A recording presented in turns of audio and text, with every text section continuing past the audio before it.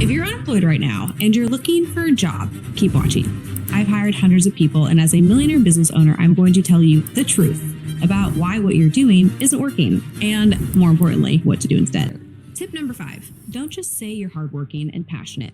Prove it. You are instantly hireable when you prove that you can execute. So always have a list of your stats. When I say stats, I mean your accomplishments that can be measured through numbers. If you work on a social media team, how many views were you able to get across your videos? How many followers were you able to help increase the previous brands that you worked with? You knowing your numbers off the top of your head in the interview process changes everything. And when you create stats, you become confident. I teach my team this constantly. I'm like, listen, the reason that you are here doing this right now is for you to get a stat. The work that you do here is not just for me. It's for you to feel confident that you can create something and you can point back to the work that you're doing and say, hey, I did that.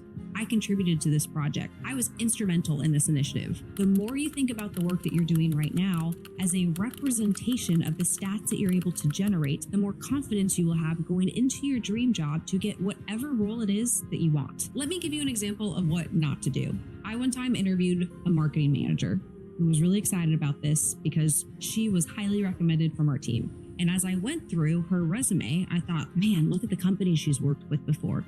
She's worked with Google. She's worked with Microsoft. She did some cool installations for some emerging brands. So I get on this interview with her and I start asking her, what results specifically did you drive in the campaigns that you ran for Google? And she said, well, because I'm an experiential marketer, we don't measure the output. We just know that the brand has been amplified. Like, okay, great. Walk me through what these experiences were. Well, I'd have an unlimited budget to be able to create all sorts of demonstrations and showcases for what our products do, and I would just spend money and be able to create these really awesome brand touch points. Like, okay, how much money would you spend? Well, my budget ranged from $1 million to $3 million, depending on which company I was working for per year. Now let's just talk about this for a second. Did we at the time with 60 employees have $1 million to $3 million budget per year to create experiences? No.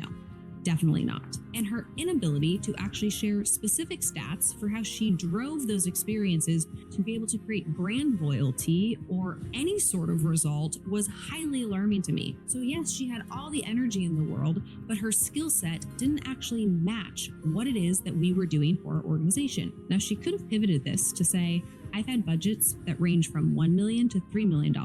But because I know that you guys have 60 team members and that digital marketing is very important to you, this is how this exact same skill set would apply. We could run XYZ event that would lead to XYZ return, and that would allow us to have the impact that we're trying to create while being on a budget. Okay, great, fantastic. Those would be stats that would be havable to me as the owner, instead of thinking, oh my gosh, this person's gonna come in, have these high expectations of a $3 million budget just to create experiences, and we're going to fail. So she might have had stats at those larger organizations, but she couldn't use those stats and translate it into the work that I needed done. In fact, her stats ended up scaring me off and we didn't move forward with hiring her. So when you think about your stats, take what you've learned at other organizations and what you've specifically done and have those examples ready to be able to showcase and know how you can take that showcase and immediately direct the person's attention to how you can use that stat inside their business. This shows that you can apply your stats successfully. Never forget that the greatest stat that you can have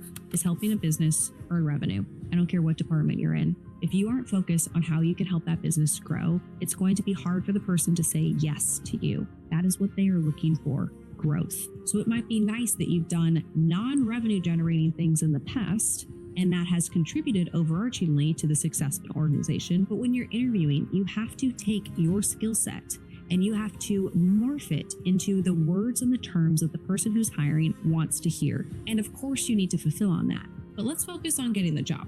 Make your stats known, understand how you can translate those stats so that the person that you are looking to work for understands how beneficial and impactful you can be inside their organization. There's no reason that you can't help them grow, but you have to have that frame of mind going into the interview, not just thinking that they're going to want to hire you just because you're awesome at interviewing.